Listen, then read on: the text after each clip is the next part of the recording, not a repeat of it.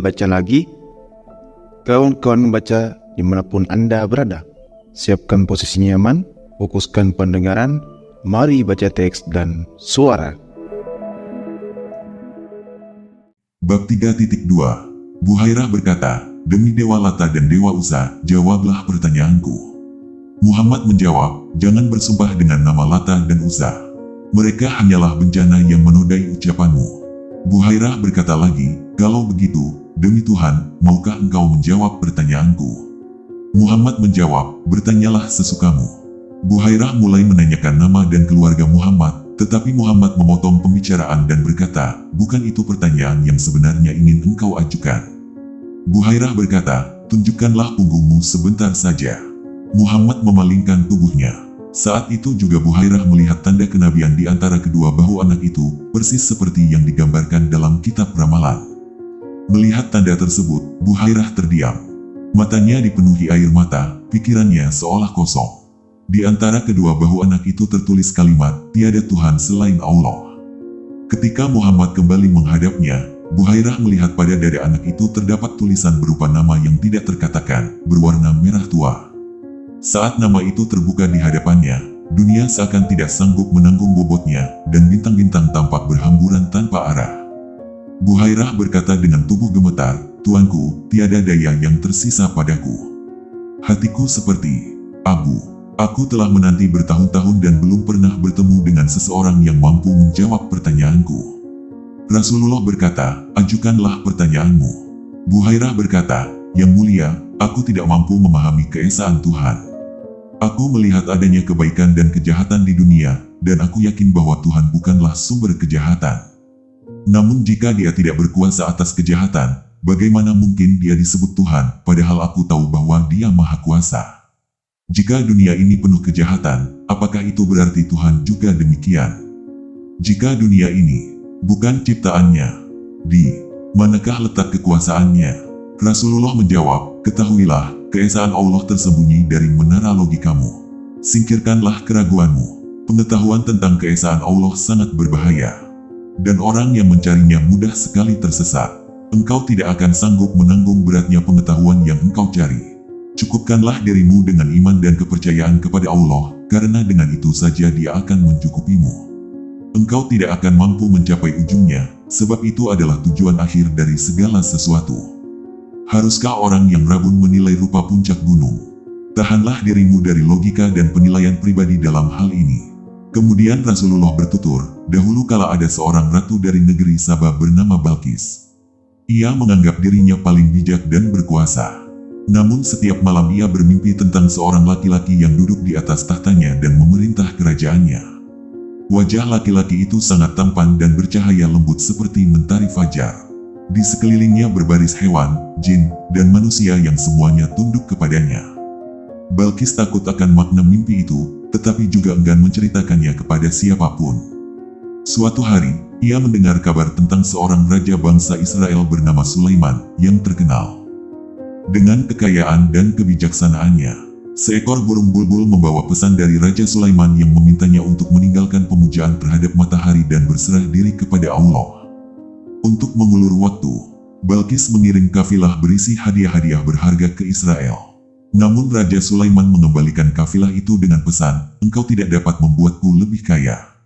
Serahkan dirimu kepadaku, maka aku akan membuatmu lebih kaya. Jika engkau tidak meninggalkan pemujaanmu kepada matahari, aku akan datang dengan pasukan dan menundukkan rakyatmu hingga ke laut." Balkis berkata, "Aku tidak akan meninggalkan keyakinanku sebelum mengujimu, wahai Raja." Ia pun menyiapkan rombongan besar dengan hadiah yang lebih banyak, lalu berangkat ke Yerusalem. Sesampainya di sana, Sulaiman mengutus pelayannya yang bernama Benayyah untuk menyambut sang ratu. Melihat Benayyah, Balkis mengira ia adalah Raja Sulaiman karena ketampanannya dan cara berpakaiannya yang indah. Ia turun dari tandu dan berkata, "Karena Anda adalah Raja Sulaiman."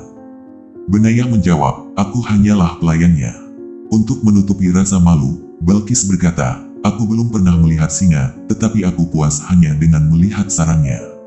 Aku belum melihat ketampanan sang raja, tetapi keelokan pelayannya sudah cukup bagiku." Benayyah berkata, Yang Mulia mengundang Anda datang ke istana. Anda harus datang seorang diri dan tidak boleh membawa apapun milik Anda. Sebelum masuk, para dayang akan meminta Anda menanggalkan pakaian dan memandikan tubuh Anda. Mereka akan mendandani Anda sebagaimana layaknya tamu raja.